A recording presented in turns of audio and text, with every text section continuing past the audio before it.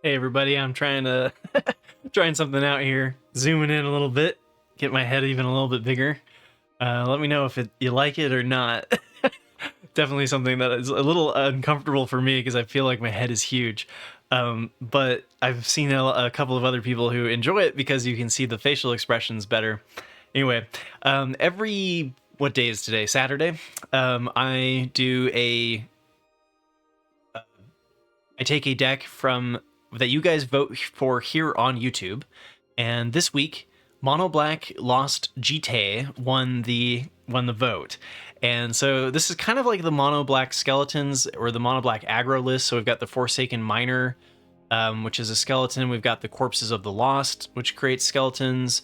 But then we're not like leaning fully into the skeleton synergies. We've got like Deep Cavern Bat for disruption. We've got Go for the Throat for some removal. March of the Wretched Sorrow so that we can remove and gain life. Particularly good against mono red.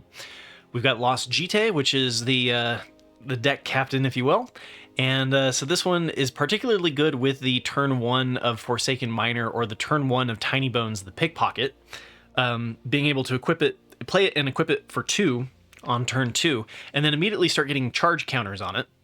And then at instant speed, we can remove those charge counters and give a creature +1/+1, make something not able to block, or we can use it to ramp. So I have done silly things like get a turn 3 Gissa, the Hellraiser, and then you can also, when you target their creature to not be able to block, it triggers a crime. So there's some crime synergies in the deck, which is why we've got the Tiny Bones joins up, because whenever you commit a crime, you're able to bring back like the Forsaken Miner. And then we've got Preacher of the Schism, which is a pretty good one with that 4 toughness and being able to spawn 1/1s that have lifelink and give us some card draw. We've got Liliana of the Veil, really to answer the Azorius control, make them discard. This can be a problematic threat for them, especially if you're upticking it and making them discard each turn. And then we've got 1 Shieldred the Apocalypse, 2 the Ends, which I really like this because of the 4-color Reanimator deck that's looking to do the 18 damage a turn, infinite damage combo on turn 4. Whereas if you remove their Rakdos joins up or their Hullbreaker Horror forever, they don't have a really great way to end that game. And then it's also good against the control matchups, being able to remove Jace or the Wandering Emperor and minimize the amount of threats that they have. So I've been enjoying this. And then I think I've won actually only 1 game off of Gissa the Hellraiser. So being able to give your skeletons +1/+1 and Menace does work with your Corpses of the Lost and your Forsaken Miner. But a lot of times it just feels too expensive for what this deck is doing. The one time that it did play was against Golgari midrange, where we had a little bit more time. But it's been doing relatively well on the best of 1 ladder. And this was, every week I take a list that was used to hit Mythic. So I do think that you can climb with this deck. And then we've got 3 copies of Mishra's Foundry to give us some manlands. We've got 1 copy of Field of Ruin for a little bit of manland hate ourselves. Then we've got 1 Blast Zone, which honestly, after playing the matches, it feels kind of like a weird inclusion, right? You can use this to remove your temporary lockdown and get back some of your stuff, which might be why this was being explored. We've got Takanuma for returning our tasty, Shieldreds, Gissas, Liliana of the Veils if it goes late. And then the creator of the deck was exploring a couple things in the sideboard, so we do have 2 Soul Guide Lanterns, which can exile your opponent's graveyard, is pretty good against the Temur Control matchup, which this deck does struggle with. Filigree Silex, which gives us an alternative win condition, so you can tap it, put an oil counter on it. You can then sacrifice it and destroy each non-land permanent with mana value equal to the number of oil counters on Filigree Silex, so it's kind of like the Blast Zone. And then we also have the tap, remove 10 oil counters, and it deals 10 damage to any target. So we saw this as being explored as a sideboard option in the Pro Tour when the World Champion brought it in Azorius Control. And I'm not really sure which matchup this is like really great against. And so curious, not exactly sure why this was included in the Pro Tour as well. So if you know, let me know in the comments below. I would appreciate it. And then we've got 2 Unlicensed Hearse, which again with like Soul Guide Lantern is for that Graveyard Hate for the 4-color combo Reanimator deck and Teamwork Control. And then 1 copy of Nightclubber to give everything -1/-1. And I think that largely Teamwork Control and Boros Convoke have been difficult matchups for this deck. So I think that's kind of why they were exploring those as options. So with that though, I'm going to showcase some of my favorite matches from the 50 matches, and then we'll go over the matchups at the end. So please enjoy. Okay. Okay, we're going first, and we have Forsaken Miner. We've also got Tiny Bones the Pickpocket, and we've got Tiny Bones Joins Up, and then into Corpses. Pretty straightforward plan. Nothing crazy. I think I'm going to lead out with the Forsaken Miner because the Tiny Bones will trigger off of the other Tiny Bones. And so we go Tiny Bones Joins Up. It is a legendary enchantment, so you can't have 2 of them in play. Choose our opponent here to discard. And let's see, green-blue with Dreamroot Cascade. Don't know what that means. We're like, I don't know what deck is running this. Maybe Simic Artifacts? Oh, okay. And we've got ourselves black. Sultai. Okay. Mystery. Here's the black mana. So we're just going to run into Corpses of the Lost, which will boost our skeletons.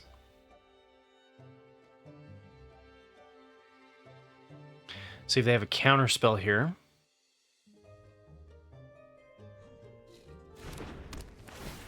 Was a pause.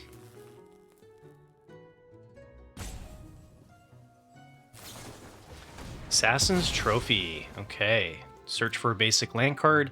Definitely. Don't think there's anything special in this list, so we'll just grab a normal swamp. Get in for 3.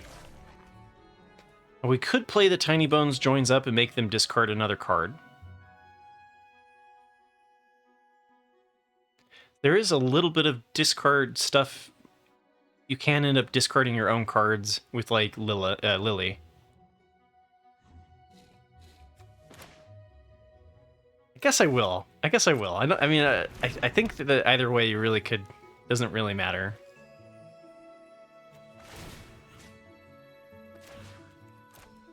I mean, if it's a dead card, we might as well make them discard, right?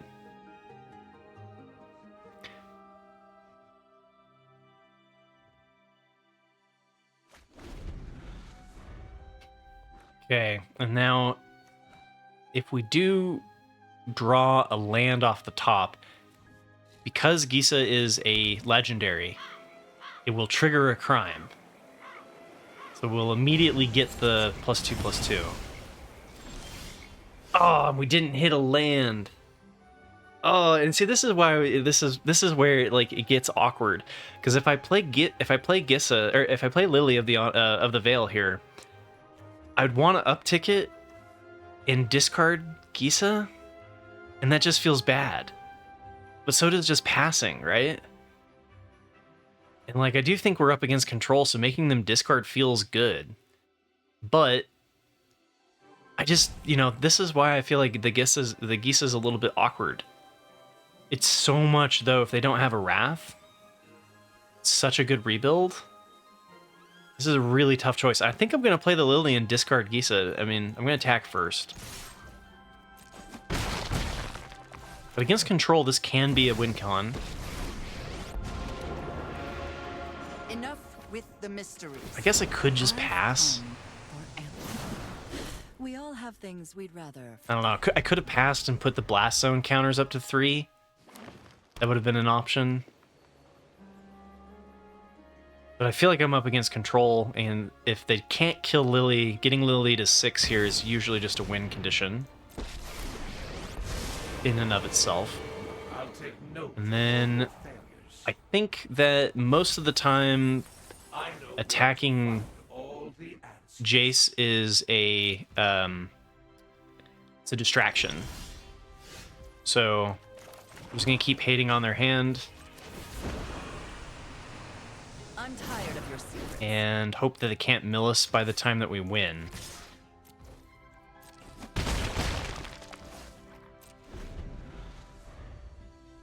So if I hadn't done Lily there and discarded Gissa, I would have been able to hit it there, that turn. No secret escapes my grasp. Eventually they will play a threat. Okay, there's the board wipe.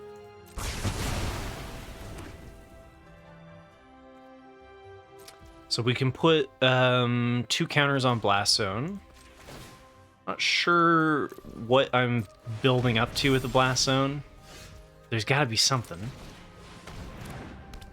Again, we're just continuously making them discard cards. Tends to be pretty good for against We all control. have things we'd rather forget.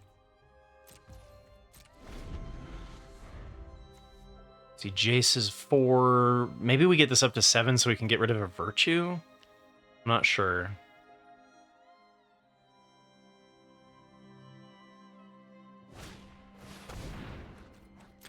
Okay, Pillage looking at the top 8 cards of their library. And then they get to put 1 into their hand and the rest on the bottom of their library in a random order. I think making them go down to 2 lands here is just going to be GG, though.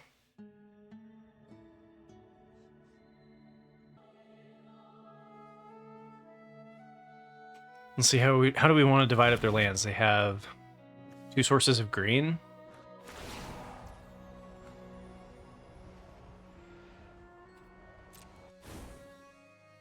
You can be made to obey. All right.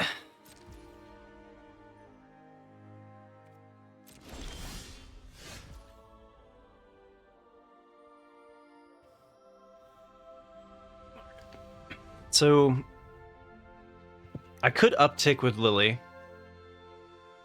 and make them discard and go for the greed of having it afterwards. I think I'm just going to go Deep Cavern Bat. Look at what their hand is. It's 2 Forsaken Miners? Huh. Okay. Oh, wait, no, that's me. Right. Ah, it's a Memory Deluge. I guess we'll take that. Yeah, and then we were going to make them sacrifice and go down to 2 lands, and they were going to be on 2 lands, either with Jace. What I probably would have done is done this and their blue-black and their blue-black land by itself. Or no, with Jace. And then get their 2 greens. So if they wanted green, they'd have to not take Jace. But either way, they're going down to 2 lands, and our board is looking pretty impressive. So GG Sultai Control. All right, opponent's going first, but we have Forsaken Miner. We don't have the Lost Jitte. When I was playing this before recording, I was getting that a lot, or I was hitting the Forsaken Miner into the Lost Jitte, and it was a lot of fun. But this is still fine. We got a turn 1, turn 2, turn 3. We'll see if Gissa actually does something this round. Looks like maybe we're up against Azorius Control again.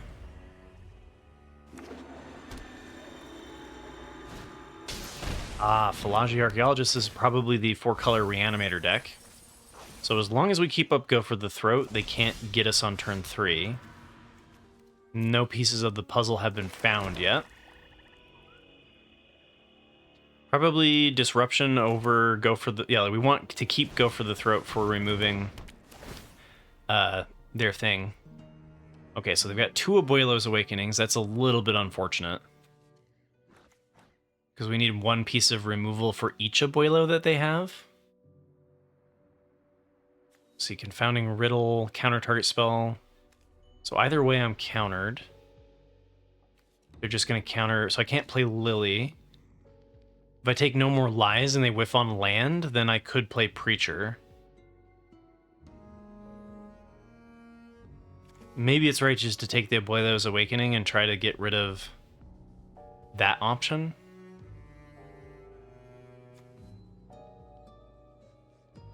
They're not cycling very well with this hand either, so I'm going to take the No More Lies.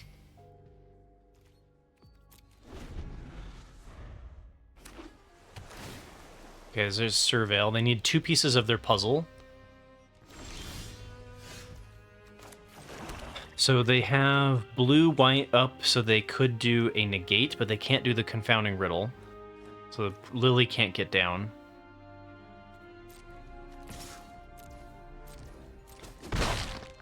And technically this is putting the shields down on turn 4 when they could do the Boros Awakening, but without them having anything in the graveyard, it feels okay. And now, now we have the end, which really massacres their whole strategy. And Tiny Bones can be played... Oh no, it's minus... Oh, this is 4. Wow, okay. So Tiny Bones probably gets counterspelled. But we can press in with the Deep Cavern Bat and the Preacher. Forsaken Miner, I guess it can't block, so we could just attack with it as well.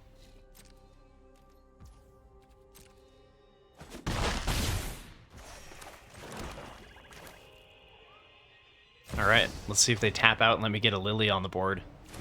Damn it. Okay. So now, yeah, so they can use this, and then they can use the Confounding Riddle to filter and find their combo. So there's one piece of their combo. Rakdos joins up.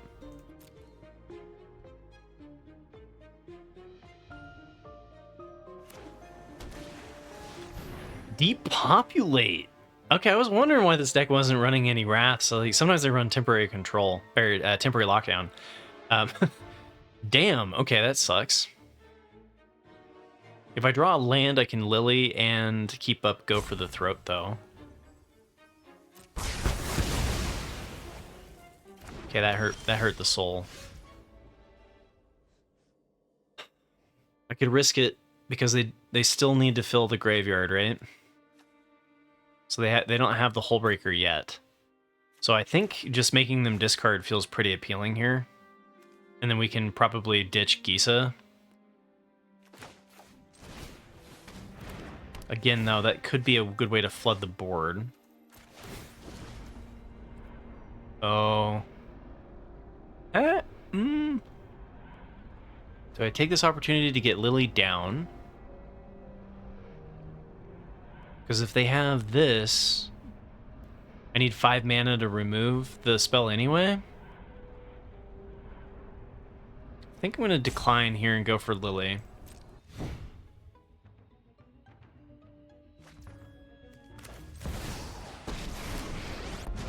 Okay, so shield's down. Nobody knows Dominaria's shadows like. I'm tired of your secrets. Especially since they discarded the No More Lies. Wonder if the removal's not actually going to be worth it. And maybe Gissa is enough to spam the board. But I feel like we just go for disruption over it. Which is again why I think maybe it could be a candidate for being cut. So if they discard the Hullbreaker, play a land, then I'm in trouble, and I should have kept up Go for the Throat.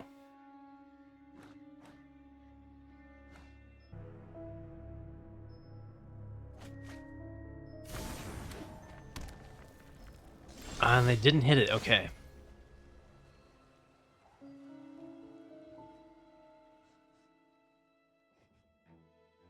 Lost Jitte feels pretty bad in this matchup, so I think I'll just discard that as well. Try to go for the Lily moment here. So they don't have the negate anymore, so my interaction is good. Don't overthink things. Okay. Show me what you got. They've got the Boros Awakening. Have they hit a Hullbreaker Horror? They have. And Rakdos. So they have the combo. They go for Boros Awakening. X equals 0. I ran into this issue before, and I think I screwed this up last time. So if I kill it with Go for the Throat, Oh, it's an enchantment, yeah. So if I kill it with Go for the Throat, I can then the end the Hullbreaker Horror. And I think that's better. Either way, we're definitely going to want to do this now. This can't hit artifact creatures, so...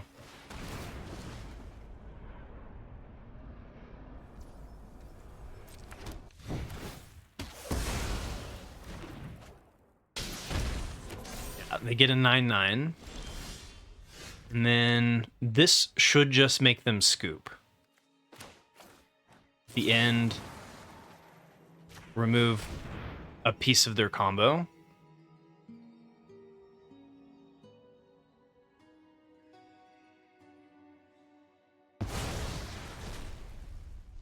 Okay. Oh, they still have Portal to Phyrexia as a win con, so they might dig to that. That should dismantle their combo pretty good, pretty well. Upticking Lily here is pretty appealing at the cost of a March of Wretched Sorrow. Notably, they have nothing to discard, so... We all have things we'd rather forget. For the Surveil here...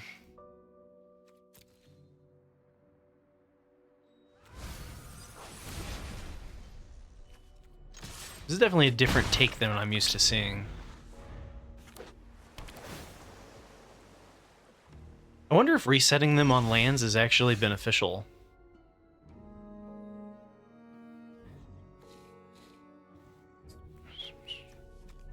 At this point, I mean, I feel like whenever you get this to 6, you just win, right? But resetting them to 4 here doesn't actually feel like it just wins. So I think I'm going to go with Deep Cavern Bat and be greedy. And uptick it 1 turn, and then... Because they're definitely... Their plan here is Portal to Phyrexia.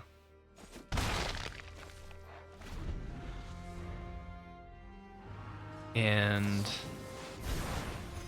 What's Portal to Phyrexia's cost? 9? Oh! Wait, what are they bringing? How are they bringing this back? Turn target creature. Oh, it's Abuelo's Awakening. Okay. That's cool. That's cool. I guess I'll make them sacrifice it. And then, how many more Abuelo's Awakenings do we need to get through? 2, 3. There's 1 more. That'll help speed up the clock a little bit.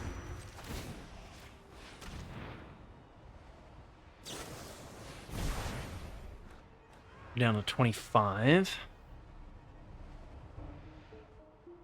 I like what this deck is doing though, because it's extending the options after the combo gets disrupted.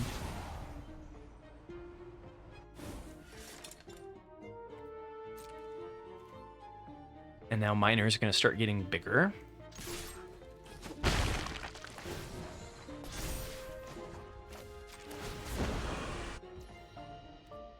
You won't be outsmarting me.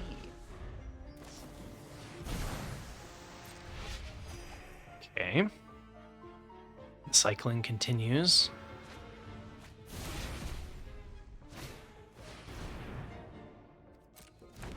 Huh. What does this disturb cost come? Is it 2/2? I think we just sacrifice that with Lily.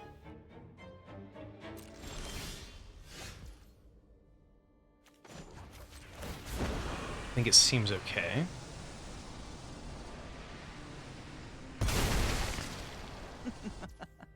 Off you go. Pump up with Giant, hit for 3.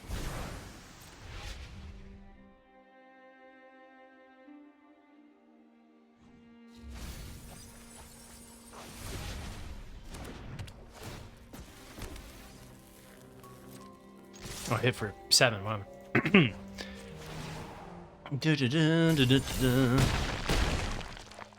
All right. We have lethal on board. They got 1 turn. Oh no, the Faithful Mending gains them life. Okay, non-creature spells can't be countered. Is that going to be a problem? With all the counter spells I have, could be risky. I guess it does give them a second creature to hit. Okay. Well, Phalagi Archaeologist is probably dead then.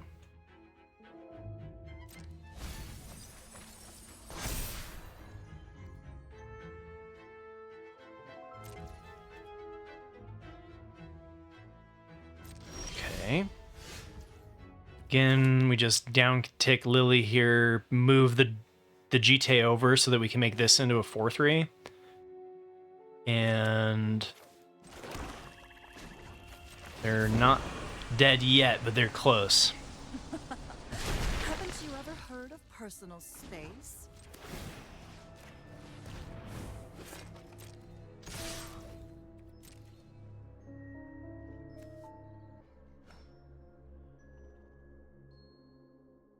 I also lost one game, like completely punted one game. Oh wait, this kills Lily. You can kill Lily.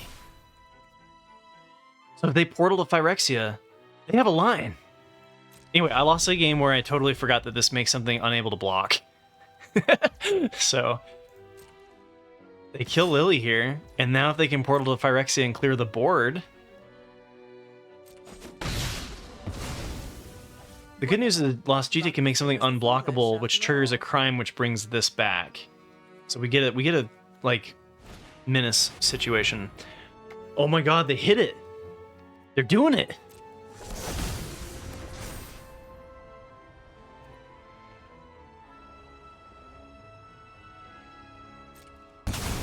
Pretty sure I still win because this is awesome. Right? Pretty sure I go here. Target creature can't block this turn. Commits a crime, brings it back. We get a hit in for 3. I should have equipped with the Lost Jitte, but we won. So that was fun. That was a good one. All right, we're going first. We've got Tiny Bones into Deep Cavern Bat, and then a large part of our curve. This deck is running 24 lands. So it shouldn't have a problem hitting the 5-drop. It just feels like so often I don't. Play the Deep Cavern Bat here. This is a legendary. And we are up against Boros Angels. Well, I have no removal. And they have removal. Guess we get rid of their removal. Remember all that removal I had against Control? Alright, so shields are down, looks good to attack here. Play the Preacher. So Archangel of Wrath's not removing anything until turn 5. And that's if they continue to hit all of their land drops. So now we can't attack with Deep Cavern, but we can continue attacking with the Death Touchers. It hits. Okay, this could be a round where the Gissa actually plays. So now we're up to 4. We've got Sarah Paragon or Archangel with no kicker.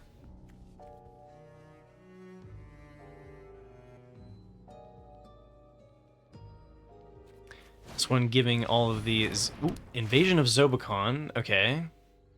That means that Geese is going to be too expensive. Dang!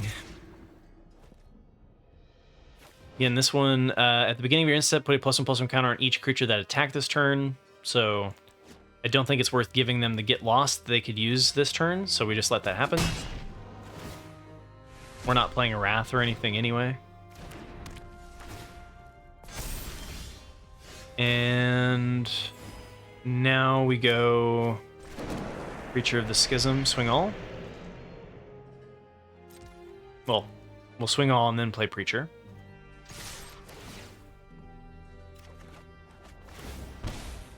The classic Preacher Shieldred combo. Okay, so that puts them to 4. I guess they could have a Wrath. Maybe I'm not supposed to play. I have 2 legendaries, so I can talk a Numa. That's cool. I don't think I've played this as a land, right? Yeah. Alright, here we go. They go to 2, making Mishra's Foundry a lethal threat. They have a land, they get to go Archangel of Wrath, remove Deep Cavern Bat. Go to 4. They did not have a land. Okay. Pretty sure that means they're just dead. I could also just pass and kill them with Shieldred, right? If they have instant speed removal, they kill Shelly. I think I just have lethal on board, though, right? So they go to 5. Block, block. 2, 3, 4 damage. They'd actually not be dead. So I think it's better to just go for Shieldred here.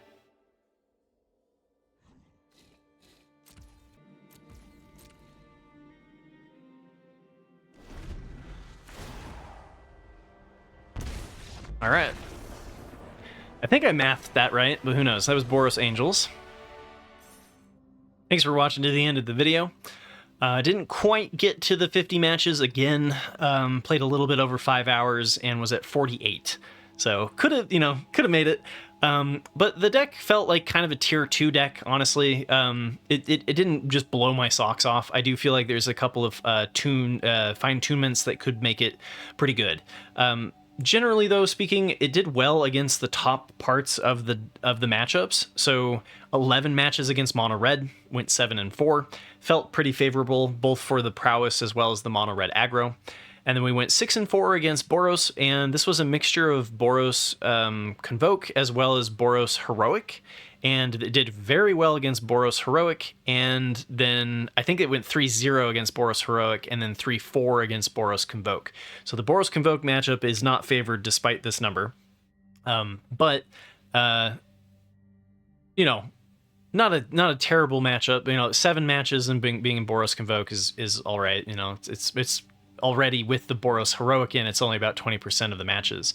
And then we played against a fair amount of Azorius Control, and it did feel okay. Azorius Control didn't feel like an automatic loss. It depends on whether or not they hit the temporary lockdown, and whether or not they can deal with the corpses of the lost, because being able to bounce the recurring enchantment and the recurring Forsaken Miners can be difficult for the control matchup. However, and it was really good against the 4-color Reanimator deck. I punted one of these games and should have been 3-1, but because you always have so much interaction, you can hold this up, and that should have been a favorable matchup. Esper midrange completely smoked me. All 3 games, 0-3 there. And then Temur Control, the landfall deck for Temur, we only played twice, but that did also feel like a pretty difficult matchup for the deck. So, it was above 50% though in plat, and I definitely wasn't mulliganing and trying to make it the best that the deck can be, and I didn't play it perfectly. So I do believe that, you can get this to Mythic, especially because of this part right here, right? Like, as long as your matchups are Mono Red, Boros Convoke, and Azorius Control, which are very popular choices on the meta, you'll climb. So, I hope you enjoyed it, and remember to click like and subscribe, and all of that fun stuff. Thank you to my YouTube members. I really appreciate you, and hope you all have a wonderful evening and weekend, and I will be showcasing my meta breakers for next week on Sunday, so tomorrow, and then on Monday I'll be going over the best of 3 tournament scene and doing my full meta review, and then finishing up the draft guides for those who like to play limited. That will be coming out on Tuesday and Wednesday. So, trying to do daily Magic the Gathering content as usual. And so take care, everybody, and maybe I'll see you on the ladder.